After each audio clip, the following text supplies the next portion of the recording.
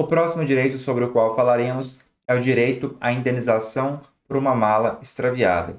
Imagine você que esteja fazendo uma viagem aí de ônibus ou de avião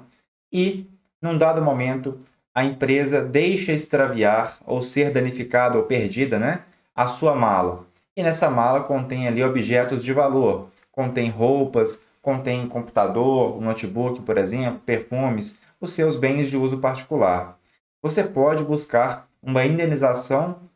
por perdas e danos, você pode buscar uma reparação material pelo que foi extraviado ou pelo que foi danificado. E digo mais, se porventura foi danificado ou extraviado algum produto, algum bem que seja do seu uso, da sua profissão, como por exemplo um computador, um notebook que você precise para trabalhar, e em razão disso, por ter que ficar sem esse computador por um certo tempo até comprar um outro e ele chegar, você tome um prejuízo ali de 100, 200, 300 reais por dia, você pode pedir, além da indenização em si, da reparação em si pelo valor que foi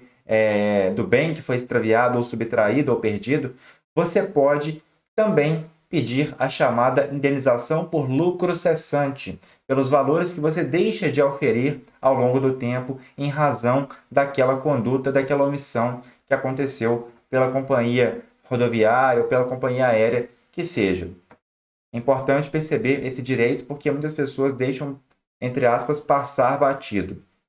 O próximo direito aqui é o direito à viagem gratuita para idosos. Nós temos no Estatuto do Idoso, que é a Lei nº 10.741, algumas regulamentações, e ali fala claramente o seguinte: sobre as viagens de transporte coletivo interestadual entre os estados, por exemplo, Minas e São Paulo, sai de Minas, vai para São Paulo e vice-versa, devem ser reservadas no mínimo 2 vagas gratuitas por veículo para idosos com renda igual ou inferior a 2 salários mínimos, e ainda deve haver um desconto de no mínimo 50% no valor das passagens para os idosos que excederem essas duas vagas gratuitas aí que eu mencionei. Então, os idosos que têm uma renda igual ou inferior a 2 salários mínimos têm direito a no mínimo 2 vagas gratuitas nesse transporte coletivo interestadual. E, além dessas vagas, se porventura tiverem mais idosos que excedam o número de vagas, esses idosos que porventura têm uma renda de 2 salários mínimos ou menos, eles têm direito à redução de 50% do valor da passagem. Já no transporte intramunicipal, que ocorre dentro do município, o famoso ônibus circular, nós temos aqui em Caratinga, por exemplo, a Lei Municipal número 1776, alterada pela Lei número 1810, todas do ano de 1889,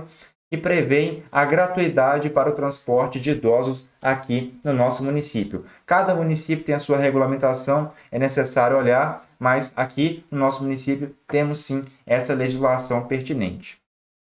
O próximo direito aqui é o direito do passageiro como consumidor. O passageiro, de maneira geral, seja ele idoso ou não, ele pode ser enquadrado sim como consumidor e a empresa que fornece o serviço de transporte pode ser enquadrada como fornecedora e assim faz incidir as regras do Código de Defesa do Consumidor, de modo que um serviço mal prestado, seja por superlotação, seja por atraso, pode ser sim objeto de questionamento. O passageiro, o consumidor pode buscar aí um abatimento no valor da passagem, um abatimento posterior, um reembolso, até mesmo total, se acontecer algum tipo de problema aí, algum tipo de falha na prestação do serviço, porque incide, como já disse, o Código de Defesa do Consumidor. Basicamente, esses são os direitos do consumidor do vídeo de hoje.